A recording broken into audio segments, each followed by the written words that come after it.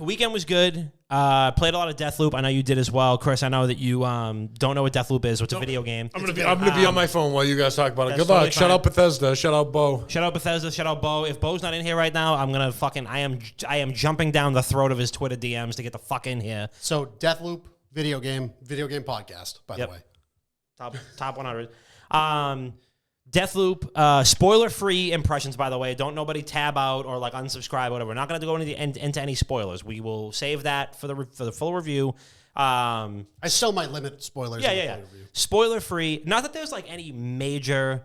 Everyone dies. Like super heavy... Well, yeah, everybody does die, but they come back the next day. See what I did there? That's the point of the game. I think that's a sick premise You've of a game. been paying attention. Well, no, we literally just talked about it.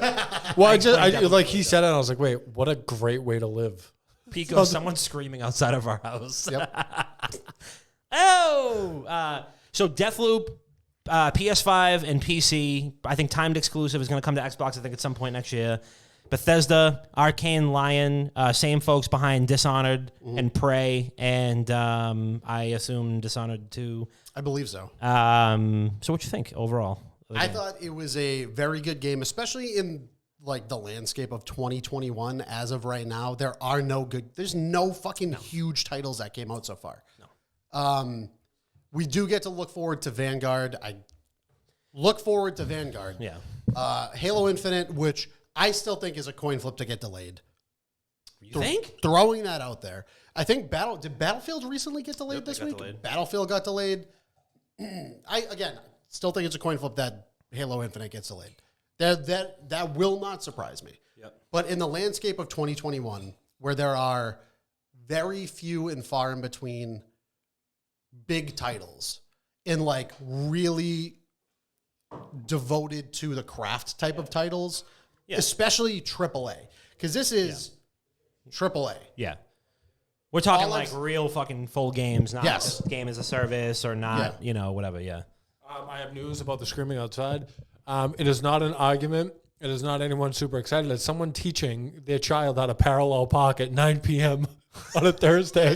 That's a brilliant time to do it. I just stood by the window. It's like, go left, straighten it out. I see the back. What the fuck? Jesus Christ. So, like you said, the field is very thin for Game of the Year. I mean, it's probably Deathloop or Halo Infinite, right? Again, Halo Infinite might not come out.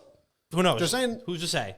But so my other contenders were Death's Door, which is an indie game, which I think is absolutely fucking brilliant, and Resident Evil 8. Gotcha. Yep. So those are the only. And I was talking to Bo because he jumped in my stream, and he was like, "Yeah, Resident Evil 8 is my number 2 game of the year this year for obvious reasons." Right. And I was like, "Yeah, understandable. No biases." But like, I also had gripes with fucking Resident Evil 8. Like, that wasn't a perfect game.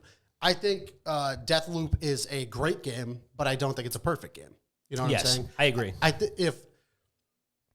If I were to rate it out of 10, I would give it a 9 out of 10. You know what I'm saying? Like an 8.5 to a 9 out of 10. Yeah. Or on our fucking scale, 4.5 Madons out of 5. Yeah. Madons. 7 Madons out of 5. You know they're saying that the Gabago has the E. coli in it. Take me out. Just take me out. Yeah, I agree with you. I mean, I think it's a very, very, very good game. I think it's a must own, must play. Especially if you're a PS5 person, it's a timed console exclusive. If you're a PC person, you've got also have to play it. I think it's a must. I think it's a must play if you have the platforms. Is it a console seller? I don't think so. Is it like go out and buy a PC for it? It's not. But it's if you have a PC that can run it. Which is not super demanding. It's not a very demanding game. It's beautiful. It has a really nice, eclectic art style. The soundtrack is unbelievable. Yes, it is. I was reading something today about how the composer was using all of these instruments that were really like unique instruments that were very prominent like in the 60s to get that same type of feel. Like these very niche type of instruments to put the soundtrack together. And it shows. Like the game's just oozing with this flavor and personality and atmosphere that a lot of games can't mimic it. No.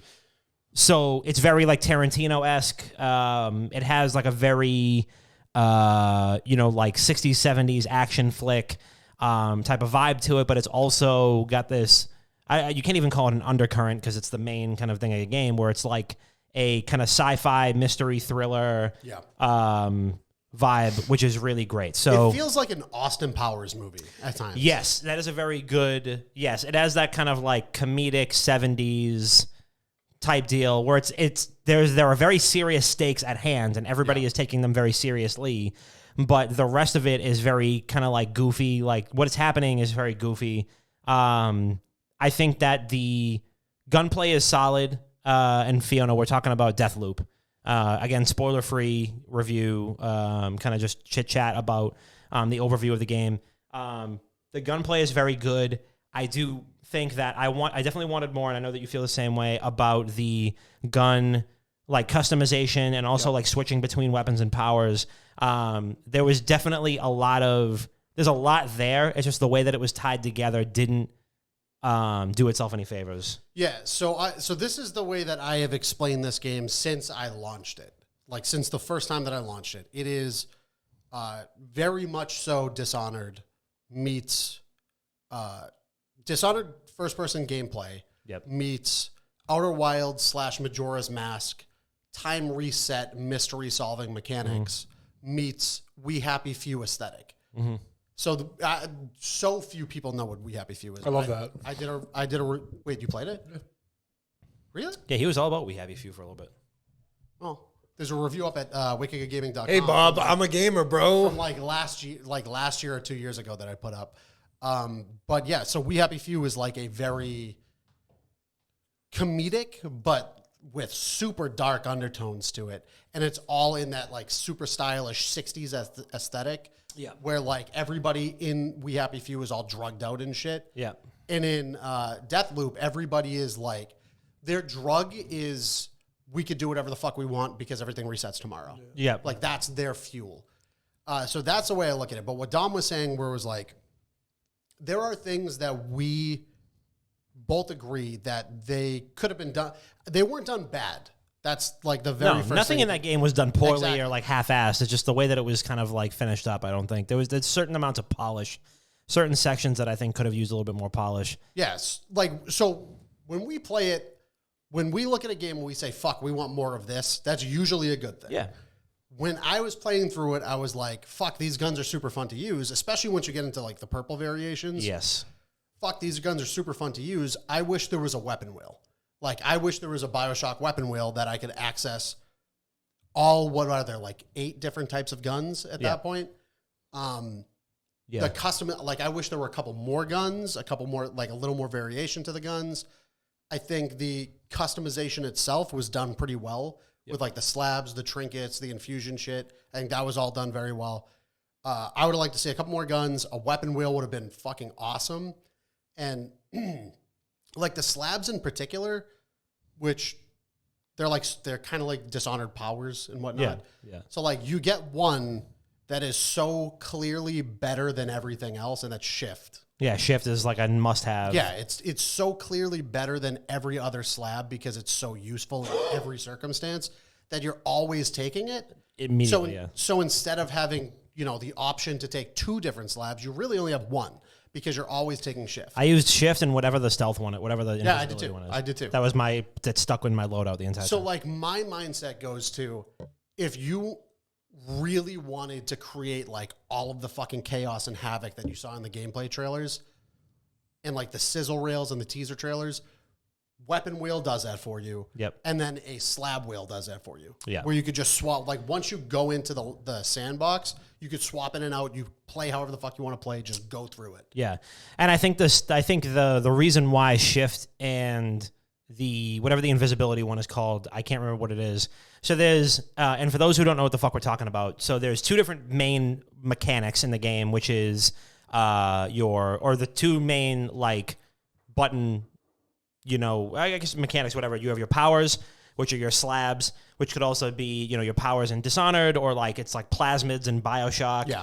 And then you have your guns, which you can customize with different perks and whatnot. And there are different variations of guns that drop off of different people. So there are like, you have your kind of intrinsic traits on like what that gun does. Like one rifle has like exploding rounds, but you need to find that specific gun. Best gun in the game, probably. Yeah, right. Aside from like the auto shotgun, which is that's for me pound for pound. I never left my loadout. Yeah. The sniper rifle is also great. I think there's only one sniper rifle in the game. I think so too, yeah.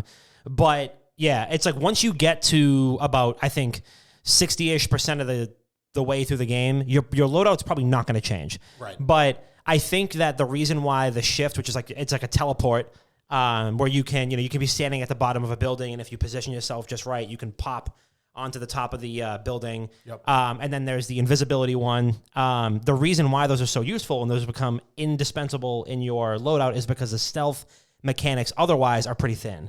Right. You have to kind of make your own luck with sneaking around because crouching and moving slow only gets you so far. And once you get to a certain point in the game, they don't get you very far at all. You have to be tricky with those. It's like a coin flip. The stealth mechanics are like a coin flip.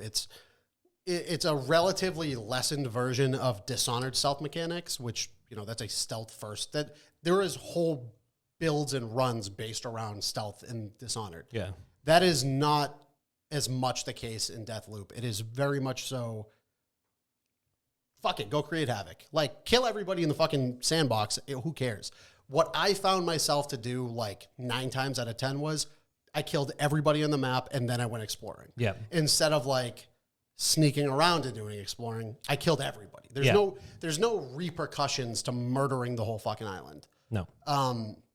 But with the stealth mechanics, it's a relative coin flip where it's it's either you're within the radius that they see you, no matter what, or you're right next to them and they have no idea that you're there. Yeah.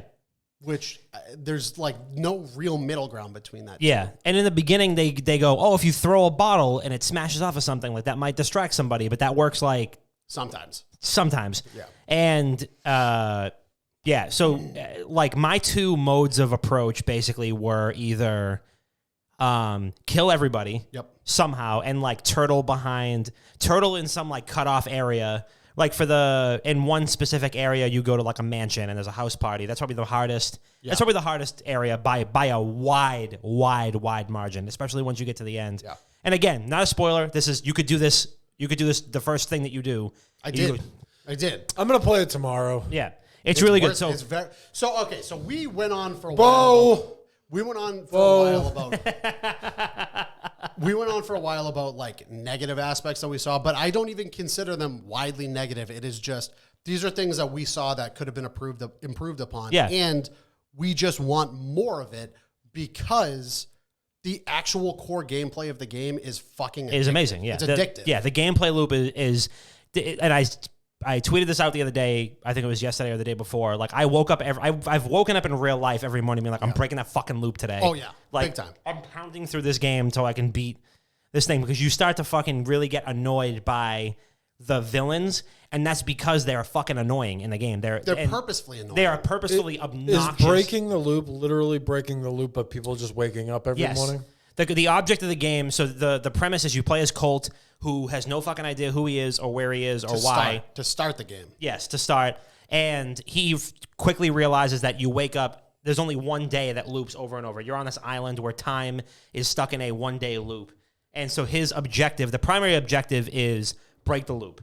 How do I get the fuck off this island and get on with my life, basically? And you find out more and more and more after that. But the game goes in 4 phases, which is morning, noon, afternoon, and night. Which another great aspect of the game is in the 4 sandboxes, each 4 sandbox has 4 variations to the map throughout the day, which changes every single time you go in a different time period. Yep. And certain neighborhoods or sandboxes are more busy during the day. Yep. Some are swamped at night. Which makes the house party one, for example, is the most dangerous because there's the most minions on the map. Yep. The streets of that neighborhood are flooded at night. There's another high point of the game for me is Jason E. Kelly in general, who plays Colt Vaughn, the main character. All the voice acting in that game was incredible. It's incredible. And the majority of it, there's Didn't really only... Future make a song for that game, too? Future did make a song for it. Yeah, he did the promo track. It's fucking dope. For the game, which is seeing Matt Frary retweet a Future song and be like, imagine that conversation. I'm like, what a world we live in. Hey, Future, would you like to make a song for our upcoming game, Deathloop? It definitely wasn't Matt who fucking had that conversation. Was it Sean? They had Bo. They Bo. had Bo do it. Hey, brother. Hello, Mr. Future. But yeah, I mean, Deathloop, like Jason E. Kelly plays Colt, and he's the guy whose voice you're going to hear 99% of the game. Yes. And he's mostly talking to himself because there's nobody to talk to on the, like, there are people that, like, he's talking to Juliana, who's the main antagonist, and they're mainly, like, bantering back and forth, but that's usually at the beginning or the end of missions.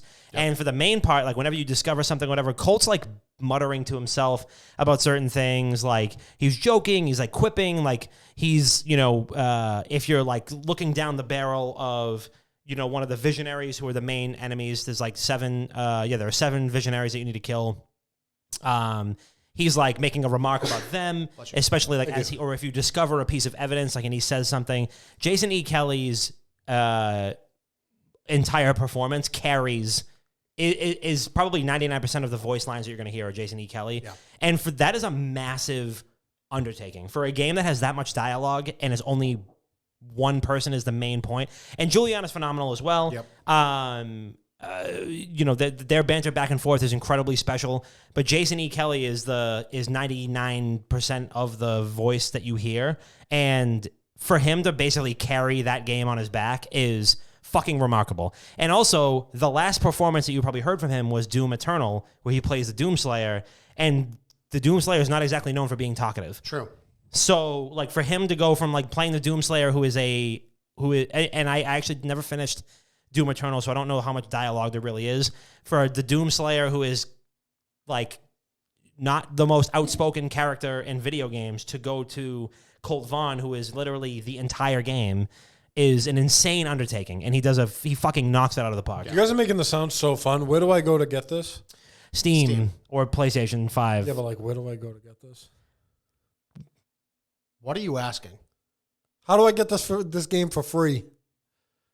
And we could talk about that after the show. Well, I want to put the community on too. You know, you guys need. All right, so Bob has codes. Reach out to Bob. Bob has codes for Deathloop.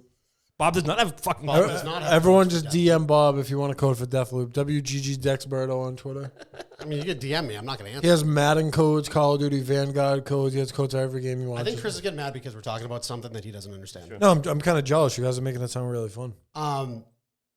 So cons wise, I mean, we could. You guys are gatekeeping the game. I'm not even going to play now. We're literally telling everybody. You don't want me to play. It's fine. Cons wise, there are some relatively underwhelming aspects of the game that we really want more of. Yes. And that is, like, wider customization within, like, the sandbox, not just beforehand.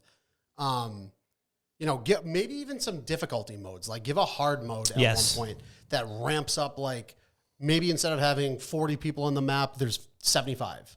Yep. And they're more aggro, and they have higher health pools, and their bullets do more damage and shit like that. Like, I beat the game. Or, like, they throw more grenades, or they throw more nullifiers or whatever. Because what really fucked me up was all 2 times an NPC threw a nullifier at me. And the nullifiers in the game I don't think that's ever happened. That happened twice in the 20 hours that I played the game. The nullifiers make it so your powers don't work, and it also includes your respawn ability. So one of your the first slab you get, which is always on, which gives you 3 lives, basically. And if you die the 3rd time during one of these phases, you go back to the start of the new day. So you lose all your powers, you lose all your weapons. Dawn of the new day, one might say. Dawn of a new day, you know what I'm saying? 24 hours remain. So that is a whole mechanic we didn't even touch on either, which is like that roguelike mechanic where you gather gear and you kind of choose what you want to infuse and what you want to keep. Choose what you want to infuse, you know what I'm saying? Infuse my Sprite with some codeine. Next week. Episode 251. 251. The lean episode. We should just try different drugs every episode going forward. Oh, my God, no. Fine. No, thank you. Episode 252, the DMT episode. Jesus fucking Christ. Yes, guest starring Joe Rogan. I'll be speaking in fucking Braille. Yeah, so, I mean, all in all, Deathloop, I think, a very rewarding experience. I think it's a must-play. Yeah. You know, and again, there's a big difference between wanting more and not seeing enough. And it was definitely the former. It was, we definitely want to see more. I really do hope that they have some like story DLC or something like that to continue to expand upon like what happens next. Yeah, this is a universe that almost requires more to be told. Begs to have more on it. And I want to see it. I want to see that happen. There's so much, what I realized like towards the end of the game? There's so much discussion of why you shouldn't break the loop and what the state of the world is outside of Black Reef. Never explored. Yeah. Like that's something that could absolutely be explored of like, here's a prequel like DLC established of Colt in the program beforehand. I'm not going to spoil it, but outside of Black Reef. Yeah, you know what I'm saying? Right. Like there's cons wise, there's some stuff that we wish was pushed a little bit harder. Yep. Consequences, ramifications of your choices. Yes. There are multiple endings in the game. Again, no spoilers. There are multiple endings in the game, but there's only really one direction that I felt like I was really pushed in, and I didn't really feel inclined to explore the other options that game. I did all of them. There's relative variance between and they, I ended up watching them, and I'm glad that I did what I did because I felt like that was the common sense, decision. And I would love to explore a little bit more of like why or why not for each decision that you make. I feel make one of them canonical and then make a sequel or DLC. Correct. And I felt this way with like Mass Effect 3. Like Mass Effect 3, the endings are you either like take over. It's XYZ. Yeah, right. You either take over all the technology in the universe and like turn them for good. The other one is like the polar opposite one is you destroy all the like, robots and AIs and Reapers or whatever. And then the third one is like harmony between all living things and like organic and artificial life becomes one or something like that. Plant-based. Plant-based, yes, exactly. The plant-based ending. It was the green ending, actually. Yeah, it was the green ending. It was the green ending. Where like organic and artificial life are like fused together. I still don't really understand how they did that, but I'm pretty sure I picked that one. The chakras and the plant-based. You know what I'm saying? You got to align your chakras. Everyone knows the moon rising and sun setting. Everyone's just kind of there. Yeah. Astrology. Yeah, but Mass Effect was all in space, so there were like multiple moons and different suns. Yeah, but you don't know what their moon rising was and sun setting. I mean, it differentiated between planets. Sure. Chris, what do you think about Deathloop? I think it was a phenomenal game. I think it left a little to be desired. But a little meat left on the bones. I caught myself waking up every day like, damn, I really want to break the loop today. Yeah. I wish it was canonical. At least he's listening. I am. At least he's listening. Yeah. I'm listening. No, I am going to go out of my way to play that game this weekend. I'm going to get high and play it. Dom explained it earlier as a good booted game. Yeah. If I wasn't sitting down taking notes for 4 days straight, it's a good, like, you don't even need, like, if you get past the halfway point in that game, you don't need to play the fucking game. You could just go into the sandboxes and wreak fucking havoc. Yeah. Like, you don't have to play through the game. So yeah, I want to go through and play differently, and I want to, like, challenge myself to be like, I'm going to take off the stealth and the shift thing. I feel like shift you actually can't play without it. I feel like you need it. I kind of agree with that. But I want to put on like the Carnesis slab, which I think does like a. I don't even know what it does. I'm pretty sure it's like the Force. You're using the Force. Yeah, right. There's another one where like you can. There's like a rift thing where you can like sap energy. Like I've killed that visionary like 4 times, and I have all the power ups for it. And you can like do like a force field that like sucks life out of the minions around. So it's like if you want to dive down in the middle and just drop a rift and like suck energy out of the people around you, like that's kind of cool. But yeah, I want to go through and kind of challenge myself to play differently. I might wait and see what the DLC looks like. I really do hope that we get like story DLC. Yeah. But the game is a perfectly worth it $60 game right out of the gate. It is a must-play, especially if you have a PS5, because Sony has been touting that like this game is only possible on PlayStation 5 for now. But it's also perfectly possible on PC because that's what me and Bob played it on. So yeah, I need to be. I think I'm going to be a champagne guy.